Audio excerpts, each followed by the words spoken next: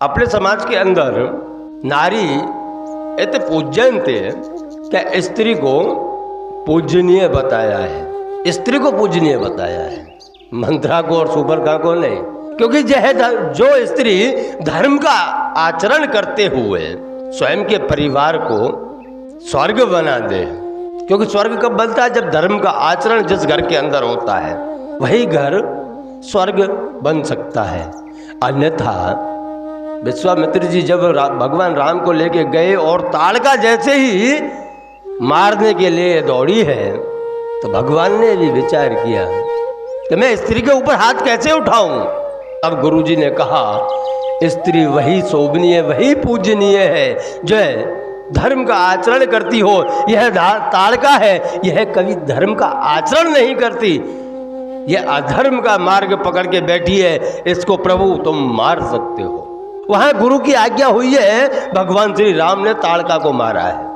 क्योंकि मैंने कहा ना कि स्त्री भी पूजनीय है, पर कौन सी स्त्री पूजनीय है यह हम स्वयं विचार कर सकते हैं। जो धर्म का आचरण करती हो, धर्म को साथ लेके चलती हो, हमेशा दूसरों का हित चाहती हो, वही स्त्री पूजनीय है।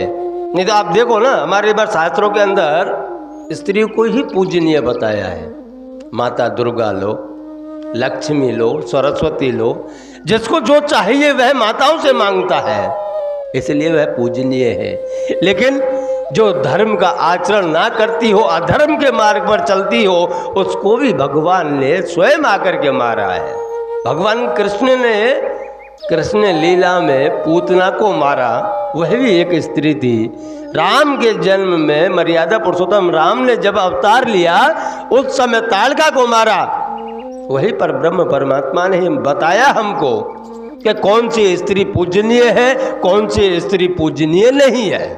अगर इस संसार में सभी मनुष्य और पशु के अंदर भेद नहीं जान पाएंगे तो जीवन को सरल नहीं बना सकते हम लोग। जीवन को सरल बनाने के लिए तो शास्त्रों का ही सहारा लेना पड़ेगा।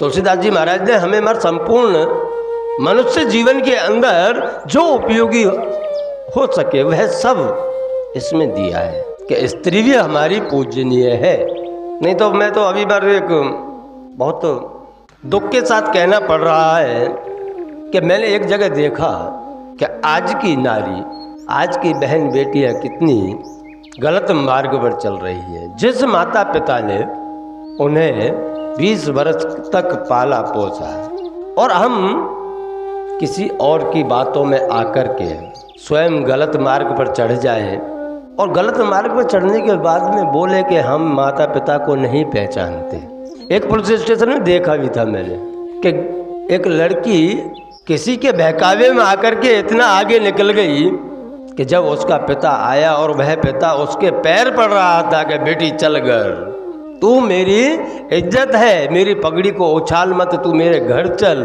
और उस लड़की ने वहाँ पर बयान ये दिया कि मैं इसको नहीं पहचानती, ये कौन है। जिस लड़की ने अपने बाप को पहचानने से इनकार कर दिया वह स्त्री कभी पूजनीय नहीं हो सकती।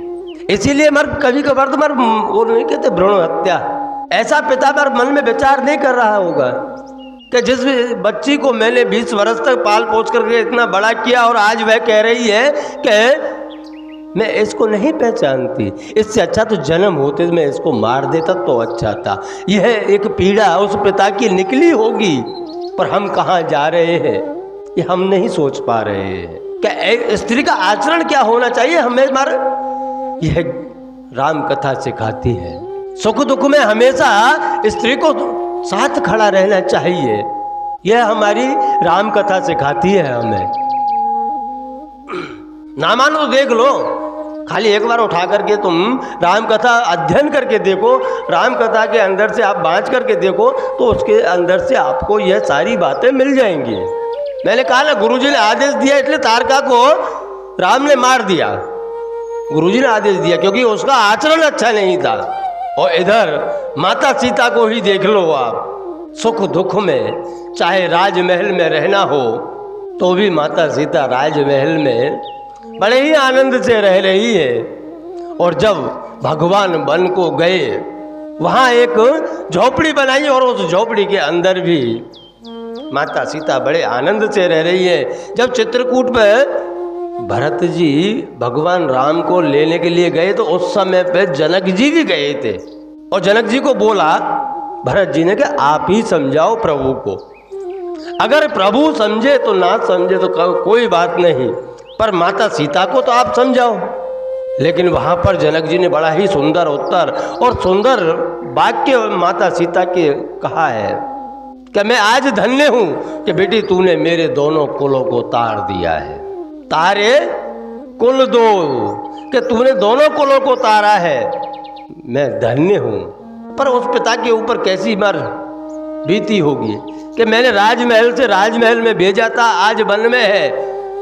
लेकिन विदेह है, जनक जी है, उनको गर्व है, उनको गर्व हुआ कि मेरी बेटी ने दोनों कुलों का कल्याण कर दिया है, धर्म को पकड़ के बैठी है, पति धर्म निभा रही है, मेरे दोनों कुल का उद्धार हो गया है। इसलिए कहते हैं धर्म का आचरण करने वाले हमेशा दोनों कुलों का कल्याण करते हैं और अधर्म का आचरण करने वाले, मैंने कहा ना वो 20 बरस तक पाला पोसा, बाप ने पगड़ी पैरों में रख दी, उसने ठोकर मार दी, मैं तुम्हें नहीं पहचानती, वह ताड़का के रूप में आते हैं क्योंकि धर्म का आचरण ही नहीं है।